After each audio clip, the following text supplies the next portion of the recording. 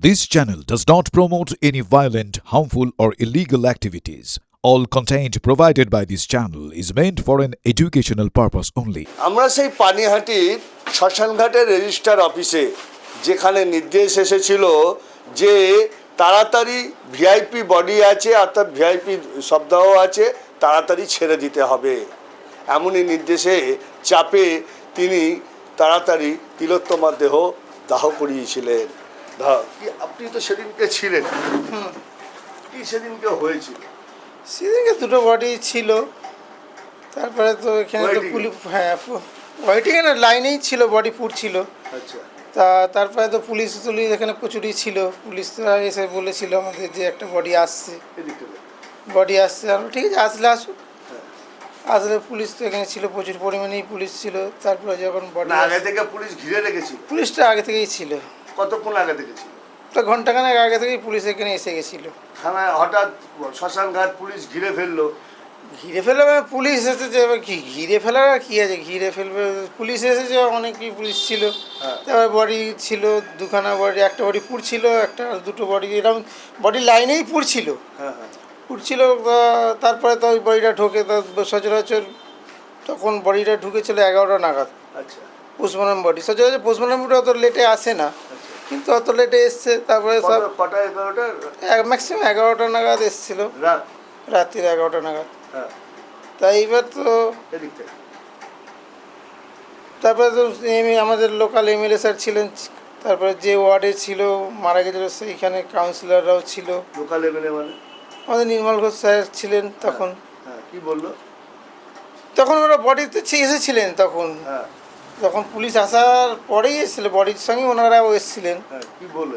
কিছু বলার নেই। তখন তো আমরা কনভিন্স করা হয়েছিল যে এত ভিড় চাপ রয়েছে, যে পার্টিগুলো রয়েছে তাদেরকে কনভিন্স করা হয়েছিল যে এটাকে ছেড়ে দেওয়ার জন্য। ভিআইপি লোকগুলো রয়েছে, কনজেস্টেড এরিয়া হয়ে যাচ্ছে। তো তারাও এগ্রি হয়েছিল, ঠিক আছে। যাকে তারপর শুনলো যে একটা পাড়ার মেয়ে একটা ডাক্তার এরকম প্রাথমিক দুর্ঘটনা ঘটেছে। তখন তো কী হয়েছে তখন তো আমরা কেউ জানতাম না। তখন হ্যাঁ সবাই যেন সহানুভূতির সঙ্গেই সবাই গ্র্যান্ড করেছিল যে ঠিক আছে, কোনো ব্যাপার নেই, এটা আগে করে। অর্ডার বলতে কি, যে যদি আমরা দেখি যদি কোনো বডিকে দেখা যায় যে ভিআইপি টাইপি আছে, তাকে যদি আমরা আগে রিলিজ করতে পারি তাহলে জায়গাটাকেও হালকা হয়ে যায়। কিন্তু ভিআইপির সঙ্গে তো এখন ওনার কাছে কেউ নেই, কিন্তু এক সময় তো প্রচুর লোকজন ছিল। কার কাছে? আমাদের আজ যে প্রাক্তন এমএলএ ছিল তখন তো ওনার তো নিজেদের গার্ড ছিল, পুলিশ ছিল, ঘোলা থানা, খড়দা থানা, তারাও তো আগে থেকেই আমাকে এসে জানিয়েছিল যে বডি আসছে একটা, আমাদের বডি। পুলিশরাই এসে জানিয়ে দিয়েছিল যে বডি একটা আসছে। কী করতে হবে তখন? বডি দাহ করতে হবে, দাহ করার কাজ, দাহ করা আমাদের কাজ, তো দাহ করাই আমাদের। তো আর কাজ কোনো এখানে রিজার্ভ করা নয়। না, এই যে অর্ডারটা, এটা কি কেউ তো দিয়েছিল আপনারা, না নিজেই সিদ্ধান্ত নিয়েছে? না, সেগুলো তো আমাদের তো ভিআইপি থাকলে আমরা এগুলোকে দেখি, আমরা এটা বলতেই পারি, লোককে কনভিন্স করতেই পারি পার্টিকে। আপনাকে কে প্রেশার দিয়েছে? প্রেশার বলতে কি কোনো প্রেশার ছিল না, এটাতে কোনো প্রেশার ছিল। প্রেশার যদি থাকতো তাহলে তো আগেই তো, তাহলে তো তার মাই তো দেখতে পেতো, যে বলতে পারতো যে প্রেশারে জাম্পিং, দুটো বডির আগে জাম্পিং হচ্ছে। তাহলে ওনার মা তো যখন কাজকর্ম করছে তখন তো বলতে পারতো। তাহলে তোমার মা এসেছিলেন? হ্যাঁ, ওনার মা বাবা দুজনেই ছিলেন। তাহলে ওনাই সই সই করেছিলেন, কাগজ নিয়ে এসেছিলেন। শঙ্কু স্যার এসেছিলেন, আর সঞ্জীব কাউন্সিলর যিনি ছিলেন, চেয়ারম্যান যে হয়েছিলেন সোমনাথ দে, উনি, আর সঞ্জীব মুখার্জি, এনারা দুজন ছিল। পেপার নিয়েছিলেন, পেপারওয়ার্কটা ওনারাই করেছিলেন।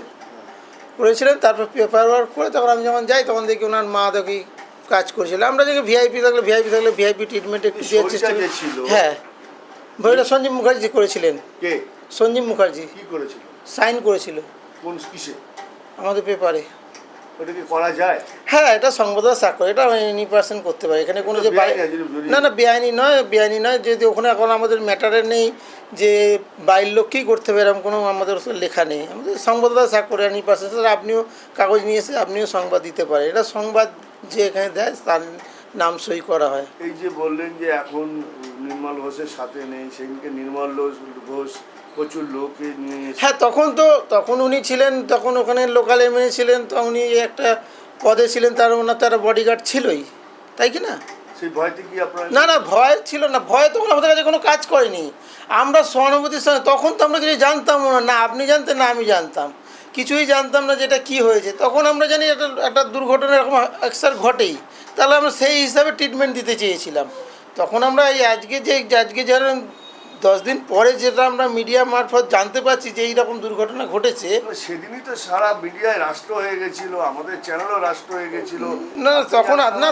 তখন আমরা তো অত টিভি সবসময় দিই না, আমরা তো কাজের মধ্যে থাকি। পুলিশ এসে কি বলেছে? পুলিশ এসে আমাদের কিছু পুলিশ এসে বলেছে বডি একটা আসছে আমাদের এখানকার মারা গেছে নাটাগড়ে। ডেথ সার্টিফিকেট ছিল? হ্যাঁ, ডেথ সার্টিফিকেট ছাড়া কোনো বডি পড়ে নাকি? ডেথ সার্টিফিকেট ছাড়া বডি পড়ে? তোমার মারা তার বেশ কিছুদিন 6 মাস 1 বছর পর দাবি করেছিল তাদেরকে ডেথ সার্টিফিকেট। সে ডেথ সার্টিফিকেট কি দেওয়া হয়নি? পেপার তো ছিল, ডেথ সার্টিফিকেট দেওয়া ছিল, ডেথ সার্টিফিকেট দেখেই বডি পড়া হয়েছিল। তাহলে এতদিন বাদে এখন যদি আপনি 2 বছর বাদে বলছেন যে সে তো ডেথ সার্টিফিকেট আছে, মিউনিসিপ্যালিটিতে জমা করাই আছে আমাদের। আপনার মনে হয় যে এটা ঠিক হয়েছিল? পেপার অনুযায়ী আমাদের যা করার কাজ আমরা সেটা করেছি। পেপার অনুযায়ী যদি ওনার মা তখন তো বলতে পারতো যে আমি বডি পোড়াবো না, তাহলে আমরা তখন বডি পোড়াতাম না, তাই কি না?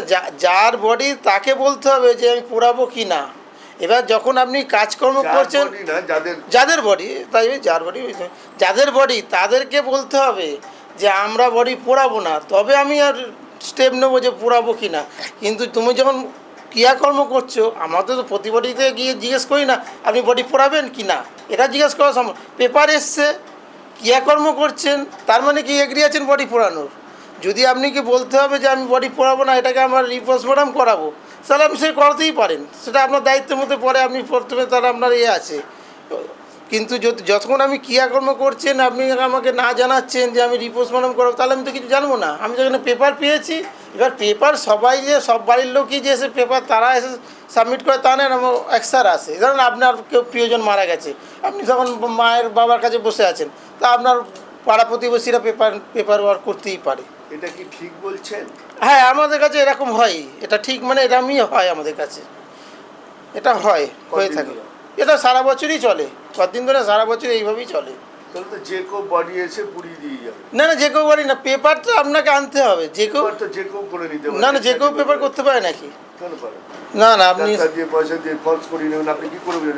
অরিজিনাল ডাক্তারের বই, অরিজিনাল ডাক্তার ওদের আমরা সেগুলো দেখি যে তার কাগজের ওপরে দেখি যে তার রেজিস্ট্রেশন নাম্বারটা আছে কি না, সেটা দিতেই পারে, সেটা হতেই পারে। সেটা ওরকম একটা বডিকেও আনতে হবে, তার বাড়ির লোক কাজ করে, সেগুলো আমরা যাচাই করি। তার বাড়ির লোক যে কাজ করছিল, তার মা কাজ করছে, তার বাবা ছিল সঙ্গে। মুখ্যমন্ত্রী গতকাল বলেছেন আপনাদের এই শ্মশানে জোর করে পোড়ানো হয়েছে, সেই জন্য নতুন ফার্দার একটা কেস করতে বলেছেন। সে করবে, আপনি কি এত করলে হবে? তা হোক না, আমরাও চাই সত্য উদ্ঘাটন হোক। কি সত্য?